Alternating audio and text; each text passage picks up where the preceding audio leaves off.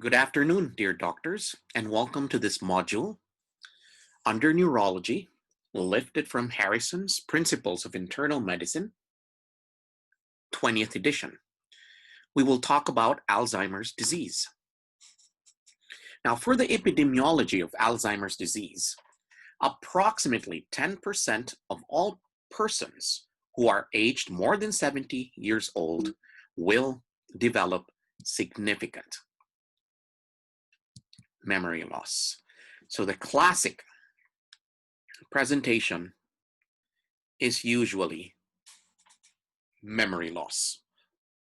Half of these patients who are more than 70 years old would develop Alzheimer's disease. Now, memorize this. This is one possible question already. What is the most common cause of dementia? It's Alzheimer's disease. Again, what is the most common cause of dementia worldwide? It is Alzheimer's disease. Now, I would like to clarify that not all dementia is Alzheimer's disease because there are several causes of dementia. However, the most common cause of dementia worldwide is still Alzheimer's disease. Now, for the prevalence, magic number is more than 60 years old. And take note, slightly encountered more in women. Okay? Now, most important risk factors. Memorize this. Put a little asterisk here. So we have old age and a family history of dementia. I will repeat. The most important risk factors for developing Alzheimer's disease is number 1, old age. Number 2, a positive family history of dementia. Now, these are the clinical features lifted from your textbook. Pay attention to what is highlighted in yellow. So we have gradual development of forgetfulness. And we have this Robbins law of memory, which states the principle that remote memories are preserved while recent memories are lost. So again, your Robbins law of memory, remote memories are preserved while recent memories are lost. So what is preserved? It's the old memories. Okay, then we have dysnomia.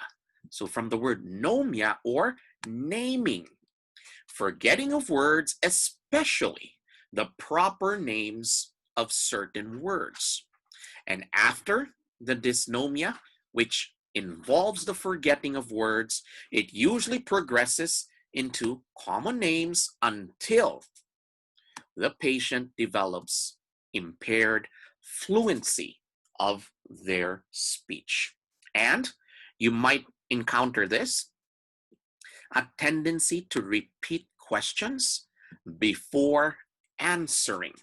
And later on, what follows is echolalia, wherein the patient will now repeat what you just mentioned.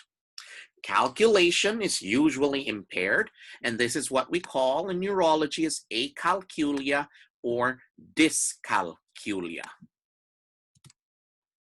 Other clinical features is visuospatial disorientation. This means the individual will now get lost. Okay? Getting lost in familiar surroundings, inability to do basic things such as park a car, and they develop right to left confusion. Other features of Alzheimer's would include apraxia, so ideational and idiomotor apraxia. So this means the patient now forgets how to use common objects. Example, a telephone, a remote control, or a cell phone.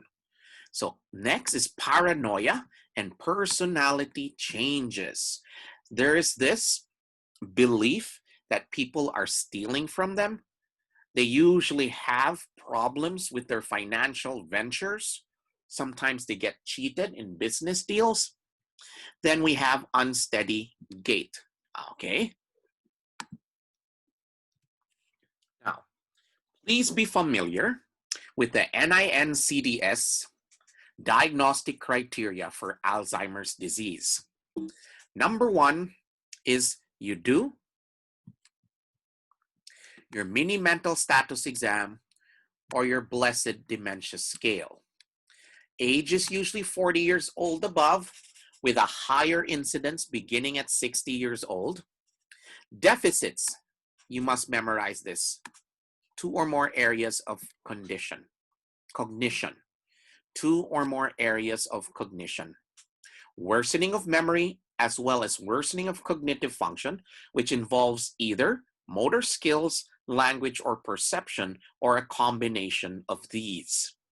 Absence of disturbed consciousness and exclusion of other brain diseases such as stroke, infection, brain tumors. Now, please memorize this, okay? Now, let's slow down here. Everyone has to memorize the famous amyloid protein. There is what we call the amyloid precursor protein. Memorize this, okay? There are 2 enzymes involved, beta secretase and alpha secretase. I always want everyone to memorize the beta. Beta is letter B. It is bad. This is the one which, after undergoing cleavage by your gamma secretase, will give you the toxic protein, the toxic amyloid. It is the amyloid beta. Memorize that. Amyloid beta 42, which is toxic to the brain.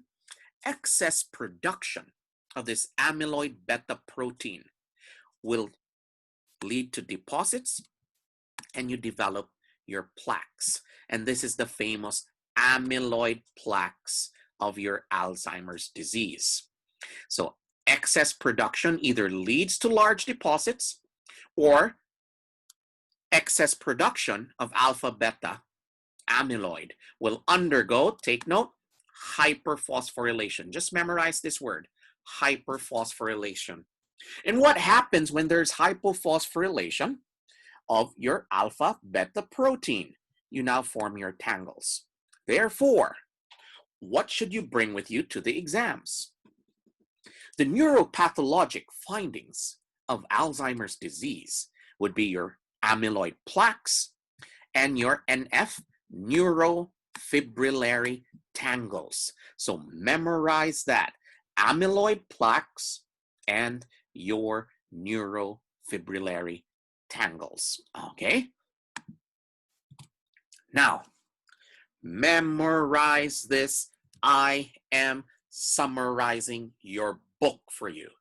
The earliest and most severe degeneration occurs in the entorhinal and hippocampal area of the medial temporal lobe. Okay, temporal lobe, hippocampus, entorhinal, especially the hippocampus. This is where your memories are formed. And don't forget your nucleus basalis of Maynard, where there is a significant amount of acetylcholine which is produced. So what is the neurotransmitter which is involved in the pathogenesis of Alzheimer's disease? It is acetylcholine. And what are the characteristic microscopic findings in the brain of Alzheimer's disease? We have neuritic plaques, which is made out of amyloid beta, and your neurofibrillary tangles.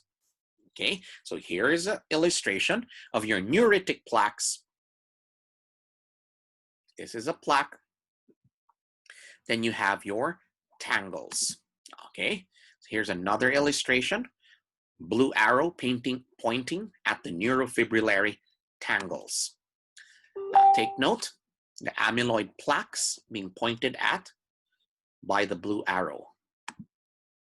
Now, memorize this. Alzheimer's disease is associated with a decrease in acetylcholine. Now, I hope everyone remembers this by heart. Okay, a decrease in your acetylcholine. Now, for the pathology, there's diffuse brain atrophy. Take note. Now, I'd like to add some information that by the age of 25 years old, normally the brain has been fully developed already. By the age of 40, it starts to atrophy. And by the time you reach 60, okay, the brain would have more significant atrophy. So in Alzheimer's disease, there's less than 20% of the normal brain weight. So there is atrophy. And what are the parts of the brain that are usually atrophied? It's the frontal, it's the temporal, it's the parietal. So if the temporal is affected, you'd expect memory lapses. If the parietal is affected, you'd expect problems with higher cognition. If the frontal lobe is atrophied and there's a pathology in the frontal lobe, then you would expect behavioral changes. Now, there's also symmetrical enlargement of the third and the fourth ventricles. So look at this. Enlargement of the ventricles. I want everyone to write this down. As a result of the enlargement of the ventricles, or the brain rather. Let me repeat. As a result of the atrophy of the brain, the ventricles would appear enlarged. And this is what we call hydrocephalus ex vacuo. Okay, this is what we call hydrocephalus ex vacuo. Again, as a result of the significant brain atrophy, the ventricles would have symmetrical enlargement, the third and the lateral ventricle. And we call this hydrocephalus ex vacuo. Okay. Now, there is extreme, take note, there is extreme atrophy of the hippocampus. And this is where the memories are formed. Okay, so don't forget the pathology, the tangles, which are actually hyperphosphorylated tau protein, the neuritic plaques, which is a protein amyloid core. Okay, so the neurofibrillary tangles and the neuritic plaques. Now, please take note that in the pathology of Alzheimer's, there has been increasing evidence that suggests that soluble amyloid species called oligomers are the ones that cause cellular dysfunction and are actually considered to be the early toxic molecule in your Alzheimer's disease. Now, memorize this. The most evident pathologic finding in the pyramidal layer of the hippocampus is granulovacular degeneration.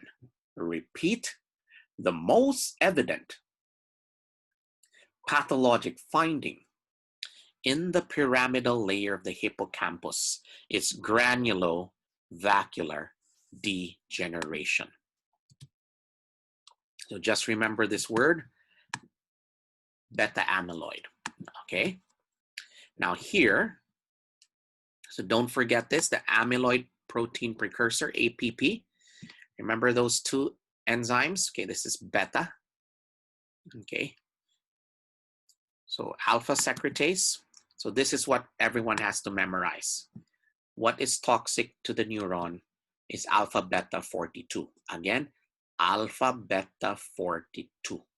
That is what I want you to memorize. Okay? Alpha beta 42.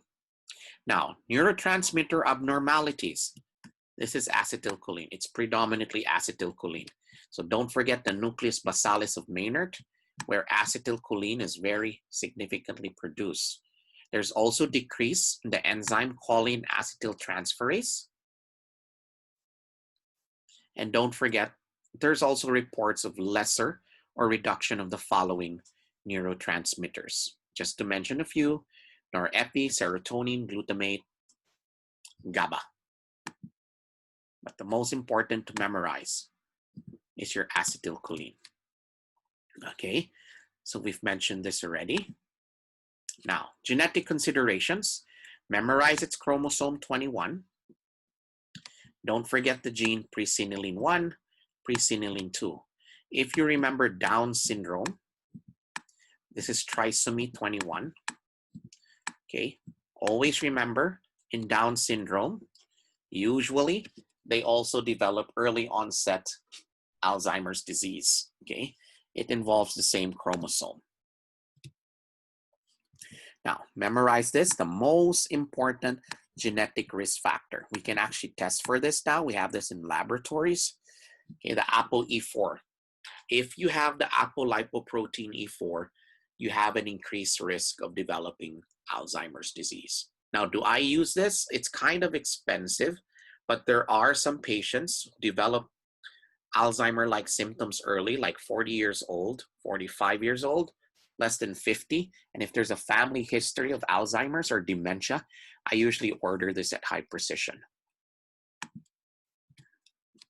Now, don't forget, busy table, just memorize Apo, E. So your apolipoprotein E. Okay, so memorize that. So most useful but not definitive tests is MRI or CT scan. You have to rule out other causes of dementia. Okay, you also have to document the atrophy of the hippocampus and the enlargement of the lateral ventricles. Now you rule out a brain tumor, rule out subdural hematomas, which are common in elderly patients who have history of trauma. You have to rule out infarcts, and you rule out hydrocephalus or obstruction of your CSF. So you should do an MRI or CT scan, but in practice, ideally, finances is not a problem. We do an MRI, and most big tertiary hospitals have what we call the dementia protocol. In the dementia protocol, the cuts are different, and they will zoom into the hippocampus, okay? So here, this is the hippocampal atrophy. So look at where the arrows are. Again, this is the hippocampal atrophy.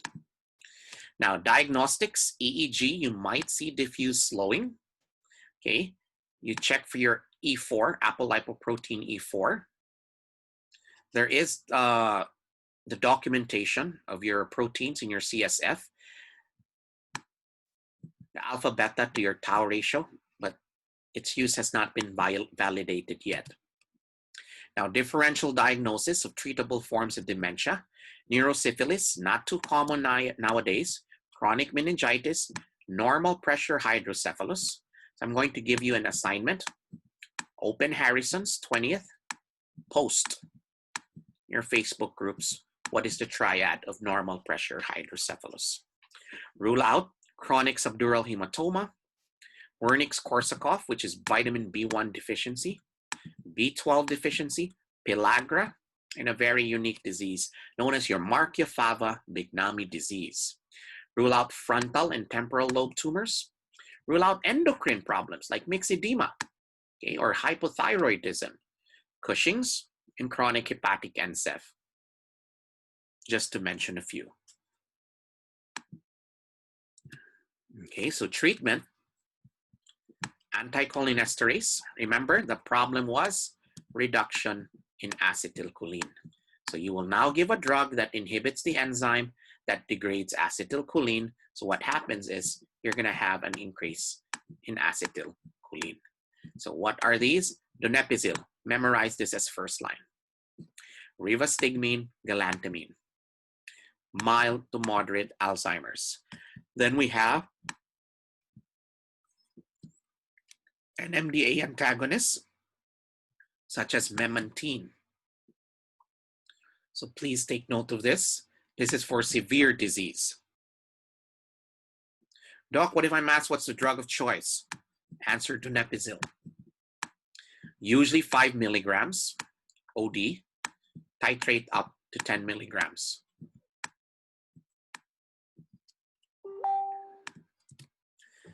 Benzodiazepines, especially if patients have sleep disturbances. Antipsychotics, especially if you have behavioral problems, hallucinations, or psychosis. But be careful because you're most likely dealing with an elderly patient who's on polypharmacy and has multiple comorbidities. Please consider the pertinent drug interactions and your adverse side effects. Antidepressants, it is common and sometimes it's actually even missed out.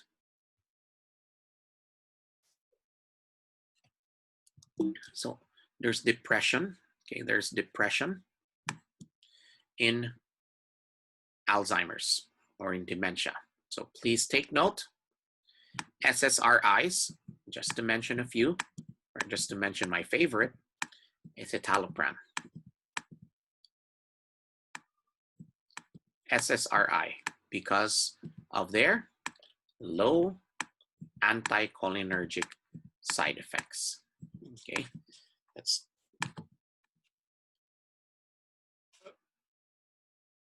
common SSRI used for depression in Alzheimer's.